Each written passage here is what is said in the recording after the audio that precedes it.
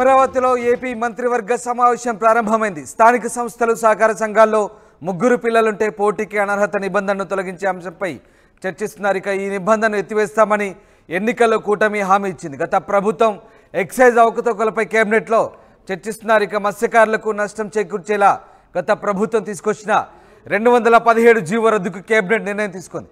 మావోయిస్టులపై నిషేధం పొడిగింపుపై నిర్ణయం తీసుకునే అవకాశం కనిపిస్తోంది. ఏపీ వ్యాప్తంగా బదిలీలు చేపట్టే అంశంపై కూడా చర్చ సాగుతోంది.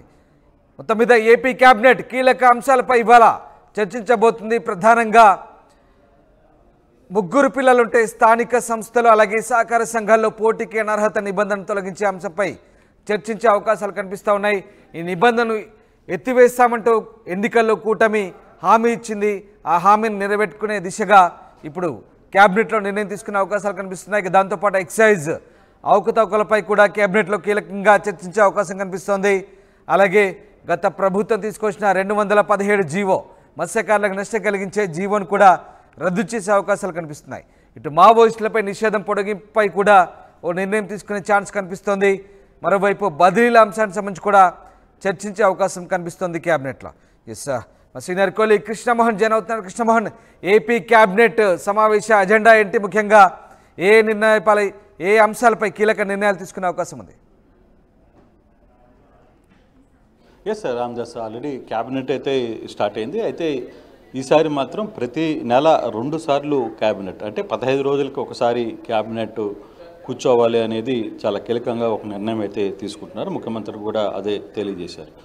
నెలలో 2 సార్లు, అంటే 15 రోజులకు ఒకసారి ఖచ్చితంగా క్యాబినెట్ కూర్చున్నప్పుడే కొన్ని అంశాల మీద సుదీర్ఘమైన చర్చ జరిగే అవకాశం ఉంటుంది. కాబట్టి ఖచ్చితంగా కూర్చోవాల్సిందే అని చెప్తున్నారు. రెండవది చాలా క్లియర్గా, 2 పిల్లల కంటే ఎక్కువగా ఉంటే స్థానిక సంస్థ ఎన్నికల్లో అనర్హులు అనే నిబంధనల్ని తొలగించాలనేది క్యాబినెట్లో చర్చ అయితే జరుగుతోంది. జనాభా పెరుగుదల ఆవశ్యకతను గుర్తించి గత నిబంధనలను రద్దు చేయాలనేది క్యాబినెట్ ప్రధాన అజెండాగానే కనపడుతుంది. మరోవైపు మున్సిపల్ శాఖ, పంచాయతీ శాఖల్లో స్థానిక సంస్థల్లో పోటీ చేసే అభ్యర్థులు అంటే వాళ్ళకు కూడా కొంత వెసులుబాటు కల్పించే అవకాశం ఉంటుంది ఈ దిశగా. అందుకని 2 పిల్లల కంటే ఎక్కువ ఉన్నప్పుడు కూడా వాళ్ళకు కూడా పోటీలో నిలబడడానికి, పోటీ చేయడానికి అర్హత ఉండే విధంగా ఒక ఆలోచన అయితే ప్రభుత్వం తీసుకుని దానికి ఆర్డినెన్స్ లాంటివి తీసుకుని వచ్చే ప్రయత్నం కూడా తీసుకుని వస్తున్నారు. మరోవైపు మద్యం నూతన విధానంలో ఎటువంటి అంశాల మీద తీసుకురావాలి, ఏ విధంగా పాలసీ ఉండేలా దాని మీద కూడా చర్చ జరిగే పరిస్థితి అయితే కనపడుతుంది. అలాగే 2014, 2019, 2019, 2024 మధ్యకాలంలో వచ్చిన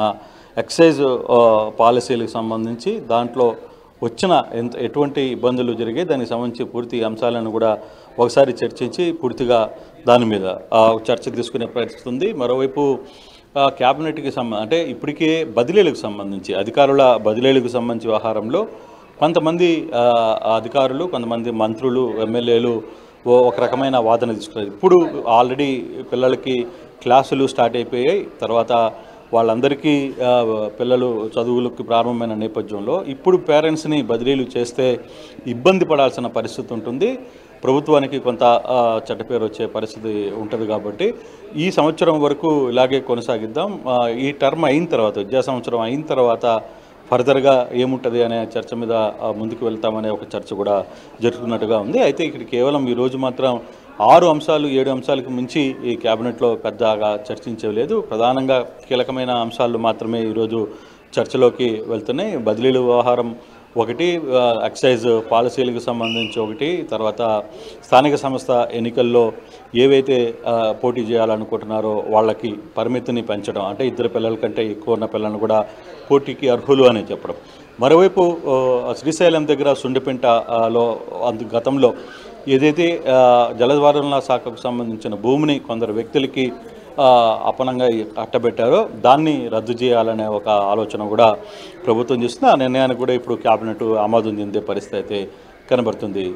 రామ్దాస్, అలాగే ఇంకా ఏవైనా అదనంగా కొత్త అంశాలు చేరే అవకాశం ఉందా టేబుల్ ఐటమ్గా? ఎందుకంటే క్యాబినెట్లో ముఖ్యంగా ప్రధానంగా సంక్షేమ కార్యక్రమాలకు సంబంధించి, కొన్ని పాలసీలకు సంబంధించి ఏదైనా డిస్కషన్ చేసే అవకాశాలు కనిపిస్తున్నాయా? అంటే బేసిక్గా ఈరోజు ఎక్సైజ్కి సంబంధించిన మాత్రం ఒక పాలసీ మీద మాత్రం కొంత ఎక్కువసేపు డిస్కషన్ జరిగే పరిస్థితే కనపడుతుంది. ప్రస్తుతం ఆ దిశగానే పాలసీల మీద అంటే 2014 నుంచి 19 మధ్య ఎటువంటి పాలసీలు ఉన్నాయి, 2019 నుంచి 24 మధ్య ఎటువంటి పాలసీలు తీసుకొని వచ్చింది గత ప్రభుత్వం, వీటి మధ్య ఉన్న తేడా ఏంటి, ఎక్కడెక్కడ ఎవరెవరు ఇబ్బందులు పడ్డారు, దీని వెనకాల ఏమి చేయాలనే ఒక ప్రయత్నం జరిగింది అనే ఒక చర్చ మాత్రం చాలా సీరియస్గానే జరుగుతోంది. సో మనం కానీ చూసుకుంటే ఇప్పుడు వైఎస్ సునీత కూడా ఇప్పుడు ముఖ్యమంత్రి గారిని కలవడానికి వెళ్తున్న పరిస్థితి మనం చూస్తున్నాం.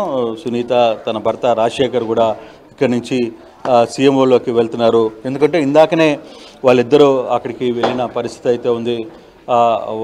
వాళ్ళిద్దరూ అక్కడికి వెళ్ళి అనితాని కలిసిన ప్రయత్నం ఇందాక చేశారు. ఇప్పుడు సునీత తర్వాత తన భర్త రాజశేఖర్ కూడా ముఖ్యమంత్రికి 1లో పిలుపు వచ్చిన నేపథ్యంలో వెళ్ళే పరిస్థితి. ఇందాక అనిత కూడా ఇదే వ్యవహారాన్ని క్లియర్గా చెప్పారు. సో క్యాబినెట్ అయిన తర్వాత కూడా సునీత అంశాన్ని కూడా చర్చించే పరిస్థితి అయితే స్పష్టంగా కనపడుతుంది. ఏదైతే హోమ్ మినిస్టర్తో కలిసామని ఆర్టీవీ బ్రేక్ చేసిందో అదే అంశాన్ని కూడా ఈరోజు ముఖ్యమంత్రి దగ్గరికి తీసుకెళ్లే ప్రయత్నం అయితే జరుగుతుంది. రామ్దాస్.